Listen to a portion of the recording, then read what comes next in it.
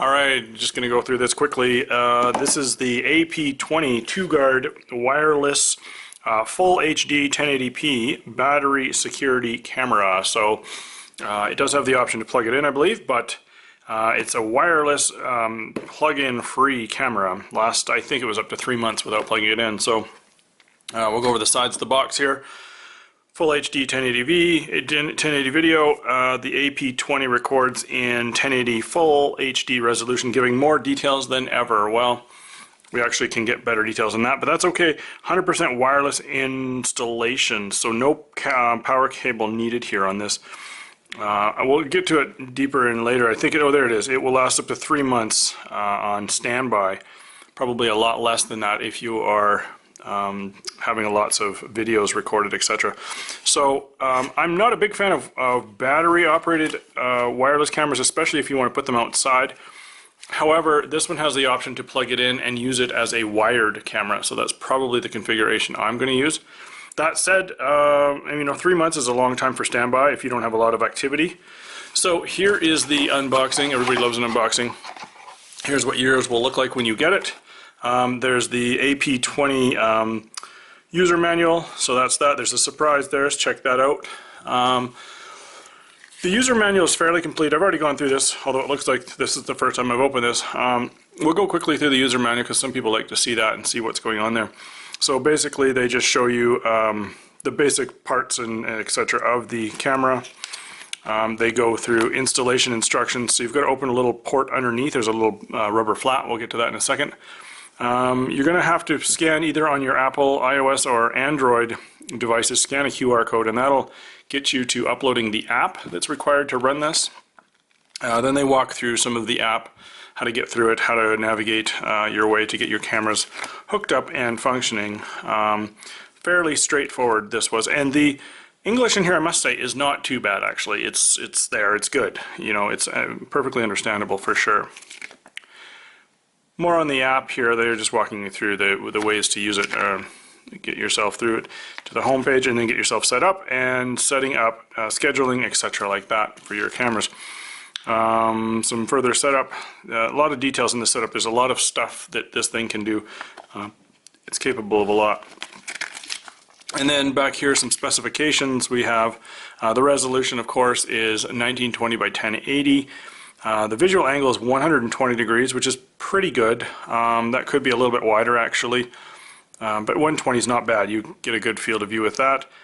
There's 6 850 nanometer infrared LEDs. Well, 850 is actually near infrared, but that's neither here nor there.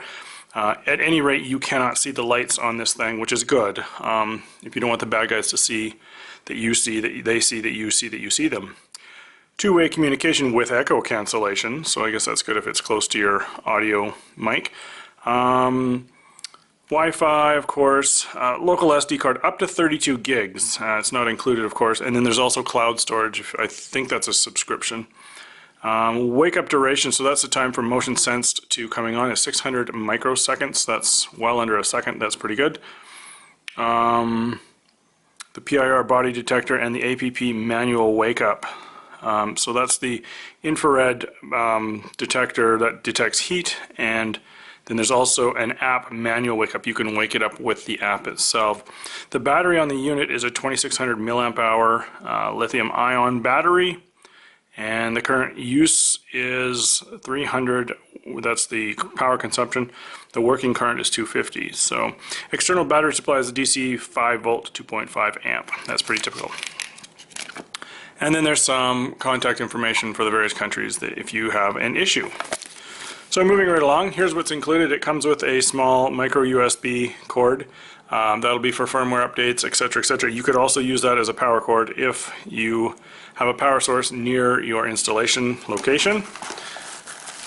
There is a kind of a tripod sort of deal. So this is going to mount to a surface using these screws if you're so inclined. I found these to not be great drywall inserts, but anyway, you can sort that out. And then this unscrews and makes this movable. So you kind of put the camera in whatever position you need and screw that down and it stays there. So, and there's your 1/4 20 pitch typical tripod threaded mount there. So this is made of a kind of a cast, maybe a cast aluminum. So it's fairly robust. This is plastic, this wheel is plastic, but everything else here is metal. So that should stand up to some fairly rigorous use. There's a couple of tools in here, a couple of very small screws and a very small screwdriver.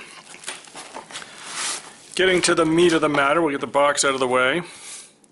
Get everything else out of the way here. So getting to the meat of the matter, here is the camera itself. It's fairly small. They're sitting in my big hand there. It's not too big. We'll weigh it and get to the measurements here in a second. I'll go over the basic parts of it here. I don't know if you can see. Let me peel off the plastic off of here and we'll get a better idea what we're looking at. So right here, I'm not sure if you can see it, probably not right there. Somewhere there's a hole, and that's a microphone hole. Across from that is a indicator light. So the indicator light can and will come on when the camera is recording. The next one here is a light sensor. That small hole there is a light sensor. Then of course you have the lens itself, and down here this is the PIR sensor. So the infrared sensor is at the bottom of the unit there. So this is your infrared kind of motion sensor. On the bottom we have this little tab you pull and undo this, pull that little rubbery cover off. That should be fairly water resistant, I would think. This may be storage for an extra SD card. It kind of looks like that to me. I haven't tried one in there. So on the bottom here we have a reset button right there. You just hold and press that. There's the on-off switch, and then there's the micro USB input, as well as the TF or SD card slot. So that's it for there. There's also the tripod mounting hole there, which you would screw something like this into, like so. It also says here, please charge the camera for 20 hours before using it for the first time. To use local storage, insert a memory card first. So you got to insert your memory card, charge it up for 20 hours, and away you go. Okay, so I'm going to get this little guy all charged up and get a memory card in it and get it set up, and we'll go through the app and maybe show some of the footage that this thing produces.